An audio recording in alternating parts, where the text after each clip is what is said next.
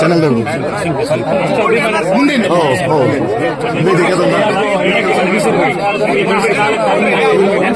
ಇರಲಿ ಸರ್ ಪತ್ರಕರ್ತರ ಮತ್ತೆ ಅವ್ರು ತಗೊಂಡ್ರಿ ಸರ್ ನಮ್ಗೆ ನೀವು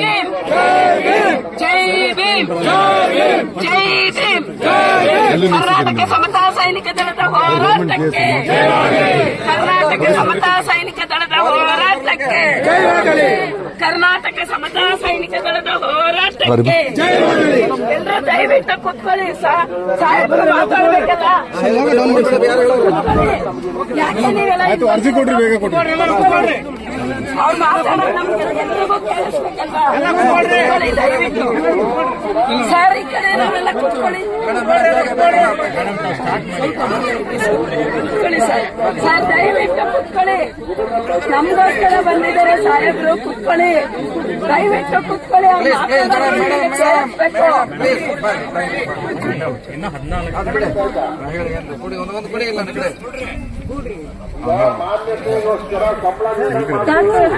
ಬನ್ನಿ ಈ ಕಡೆ ಸರ್. ನಾವು ಬೆಂಗಳೂರಿನಲ್ಲಿ ಸುಮಾರು ಹೋರಾಟಗಳು ಮಾಡ್ತಾ ಬಂದಿದ್ದೀವಿ. ದಲಿತ ಸಿಎಂ ಮುಖ್ಯಮಂತ್ರಿ ಆಗ್ಬೇಕು ಅಂತ. ಈಗಿನ ಮುಖ್ಯಮಂತ್ರಿ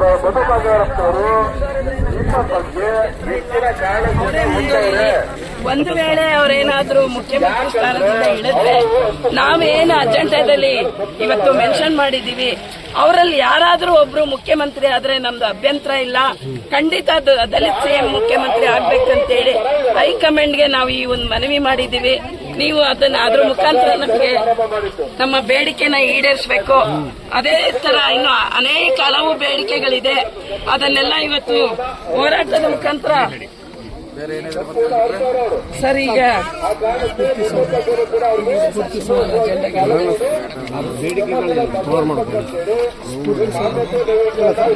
ಸರ್ ಈಗಾಗಲೇ ನಾವು ಬೆಂಗಳೂರಲ್ಲಿ ಸುಮಾರು 20 ವರ್ಷದಿಂದ ಹೋರಾಟ ಮಾಡ್ತಾ ಇದ್ದೀವಿ. ಕಳೆದ ಸರ್ಕಾರದಲ್ಲಿ ಬಜೆಟ್ ಘೋಷಣೆ ಆಗಿದೆ, ಸುವರ್ಣಸೌಧ ಕಟ್ಟಬೇಕು ಅಂತ ಹೇಳಿ, ಅದು ಇನ್ನೂ ಆಗ್ಲಿಲ್ಲ. ಇಲ್ಲಿ ತನಕ ಅದು ಪೆಂಡಿಂಗ್ ಆಗಿದೆ. ಬಜೆಟ್ ಸ್ಫೂರ್ತಿಸೌಧ, ಸಾರಿ ಸರ್, ವಿಧಾನಸೌಧ ಸ್ಫೂರ್ತಿಸೌಧ ಕಟ್ಟಬೇಕು ಅಂತ ಹೇಳಿ ಕಳೆದ ಬಿಜೆಪಿ ಸರ್ಕಾರದಲ್ಲಿ ಅದಕ್ಕೆ ಹಣ ಬಿಡುಗಡೆನೂ ಮಾಡಿಸಿದೀವಿ. ಬೊಮ್ಮಾಯಿ ಸಾಹೇಬ್ರು ಭೂಮಿ ಪೂಜೆನೂ ಮಾಡಿದ್ದಾರೆ. ಆದ್ರೆ ಇಲ್ಲಿ ತನಕ ನಮ್ಮ ದಲಿತ ನಾಯಕರುಗಳಾಗಿರ್ಬೋದು ಅಥವಾ ಮಂತ್ರಿಗಳಾಗಿರ್ಬೋದು, ಶಾಸಕರಾಗಿರ್ಬೋದು, ಅದ್ರ ಬಗ್ಗೆ ಯಾವುದೇ ಕಾಳಜಿ ತಗೊಳ್ಳದೆ ಇನ್ನೂ ಆ ಕೆಲಸ ಕಾಮಗಾರಿ ಶುರು ಆಗಿಲ್ಲ. ತುರ್ತಾಗಿ ನಮಗೆ ನಮ್ಮ ಸಮಾಜ ಕಲ್ಯಾಣ ಇಲಾಖೆ ಒಂದೇ ಸೂರಿನಡಿ ಇರಬೇಕು ಅಂತೇಳಿ ನಮ್ಮ ಮುಖ್ಯವಾದ ಬೇಡಿಕೆ. ಸುವರ್ಣ ಅಲ್ಲಿ ಸ್ಫೂರ್ತಿಸೌಧ ಈ ತಕ್ಷಣ ಏನು ಹಣ ಬಿಡುಗಡೆ ಮಾಡಿದ್ದೀರಾ 57,000 ಕೋಟಿ, ಅದನ್ನ ಇದಕ್ಕೆ ಮೀಸಲಾಗಿಟ್ಟು ಮಾಡಬೇಕು. ಎಸಿಪಿ ಟಿಎಸ್ಪಿ ಹಣ ಬೇರೆ ಯಾವುದಕ್ಕೂ ದುರ್ಬಳಕೆ ಮಾಡಬಾರ್ದು. ಏನ್ ನೀವು 5 ಗ್ಯಾರಂಟಿ ಯೋಜನೆಗಳಿಗೆ ಬಳಸ್ತಾ ಇದ್ದೀರಾ? ನಮ್ಮ ಯುವಕರಿಗೆ, ವಿದ್ಯಾರ್ಥಿಗಳಿಗೆ, ಹಾಸ್ಟೆಲ್ಗಳಿಗೆ ಎಲ್ಲದಕ್ಕೂ ಅದು ತೊಂದರೆ ಆಗಿದೆ. ನಮ್ಮ ವಿದ್ಯಾವಂತರಿಗೆ ಸ್ಕಾಲರ್ಶಿಪ್ ಸಿಗ್ತಾ ಇಲ್ಲ, ಹಾಸ್ಟೆಲ್ ವ್ಯವಸ್ಥೆ ದುರ್ವ್ಯವಸ್ಥೆ ಆಗಿದೆ, ಒಳ್ಳೆ ಎಜುಕೇಶನ್ ಸಿಗ್ತಾ ಇಲ್ಲ. ಹಾಗಾಗಿ ಎಸಿಪಿ ಟಿಎಸ್ಪಿ ಹಣ ನೀವು ದುರುಪಯೋಗ ಮಾಡಬಾರ್ದು. ಯಾರು ದುರ್ವ್ಯವಸ್ಥೆ ಮಾಡಿದರೆ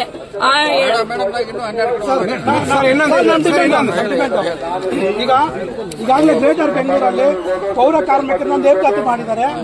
ಆದ್ರೆ ನಮ್ಮ ಡ್ರೈವರ್ಸ್ ಲೋಡರ್ಸ್ ಮನೆ ಕಸ ತಗೊಳ್ಳುವಂತ ಡ್ರೈವರ್ಸ್ ಲೋಡರ್ಸ್ ಮಾತ್ರ ಇದುವರೆಗೂ ನೇಮಕಾತಿ ಇರಲಿ, ನೇರವೇತನ ಪದ್ಧತಿ ಕೂಡ ಒಳಪಡಿಸಿಲ್ಲ. ಈಗಾಗಲೇ ನಿಮ್ ಗಮನಕ್ಕೆ ಹಿಂದೆ ಒಂದು ಸತಿ ಲೆಟರ್ ಕೊಟ್ಟಿದ್ದೀರಿ ಸರ್. ಇದುವರೆಗೂ ಯಾವುದೇ ರೀತಿಯೂ ಆದೇಶ ಇಲ್ಲ. 7 ವರ್ಷ ಗುತ್ತಿಗೆ ಕೊಡೋದಕ್ಕೆ ತಯಾರಾಗಿದ್ದಾರೆ. ನಮ್ಮನ್ನ ಗುತ್ತಿಗೆ ಪದ್ಧತಿಗೆ ಒಳಪಡಿಸಿ, ನಮ್ಮನ್ನ ನೇರವೇತನ ಒಳಪಡಿಸಬೇಕು.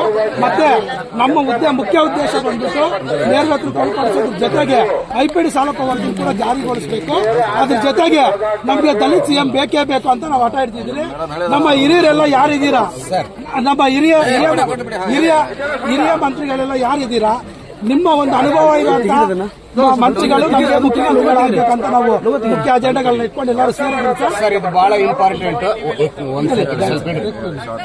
SC ST ವಿದ್ಯಾರ್ಥಿಗಳು ಮ್ಯಾನೇಜ್ಮೆಂಟ್ ಅಲ್ಲಿ ಅಡ್ಮಿಷನ್ ತಗೊಂಡ್ರೆ ಅವ್ರಿಗೆ 2020ರಿಂದ ಬಿಜೆಪಿ ಸರ್ಕಾರದಲ್ಲಿ ಒಂದು ಆದೇಶ ಮಾಡಿದ್ರೆ ಸ್ಕಾಲರ್ಶಿಪ್ ಕೊಡ್ತಾ ಇಲ್ಲ, ಹಾಸ್ಟೆಲ್ ವ್ಯವಸ್ಥೆ ಇರಲಿಲ್ಲ. ಮೊನ್ನೆ ನಾವು ಲಾಸ್ಟ್ ಸುವರ್ಣಸೌಧ ಮೀಟಿಂಗ್ ಅಲ್ಲಿ ನಾವು ಮಾದೇವ್ ಸಾಹೇಬರಿಗೆ ಮನವಿ ಮಾಡಿಕೊಂಡಾಗ ಈಗ ಹಾಸ್ಟೆಲ್ ಸೌಲಭ್ಯ ಕೊಡ್ತಾ ಇದ್ದಾರೆ. ಅದು ಬಹಳ ಕಡಿಮೆ ಸಂಖ್ಯೆ ವಿದ್ಯಾರ್ಥಿಗಳು ಕೊಡ್ತಾ ಇದ್ದಾರೆ. ಇವತ್ತಿನವರೆಗೆ 2020ರಲ್ಲಿ ಆಗಿರ್ತಕ್ಕಂಥ ಆದೇಶ ಇವತ್ತಿಗೂ ಔಟ್ಸ್ಟ್ಯಾಂಡಿಂಗ್ ಇದೆ. ಸರ್, ನಾವು ಕಾಂಗ್ರೆಸ್ ದಲಿತ ಸಂಘಟನೆಗಳು ದಲಿತರೆಲ್ಲರೂ ಕೂಡ ಕಾಂಗ್ರೆಸ್ ಪರವಾಗಿ ನಿಂತಂತವರು. ಇವತ್ತು SC ST ವಿದ್ಯಾರ್ಥಿಗಳ ಬದುಕು ಬೀದಿ ಪಾಲಾಗಿದೆ. ಮ್ಯಾನೇಜ್ಮೆಂಟ್ ಅಲ್ಲಿ ಅಂದ್ರೆ MBBS, ಇಂಜಿನಿಯರಿಂಗ್, ಮೆಡಿಕಲ್ ಇವೆಲ್ಲ ಓದ್ಲಿಕ್ಕೆ ಆಗಲ್ಲ ಮ್ಯಾನೇಜ್ಮೆಂಟ್ ಅಲ್ಲಿ.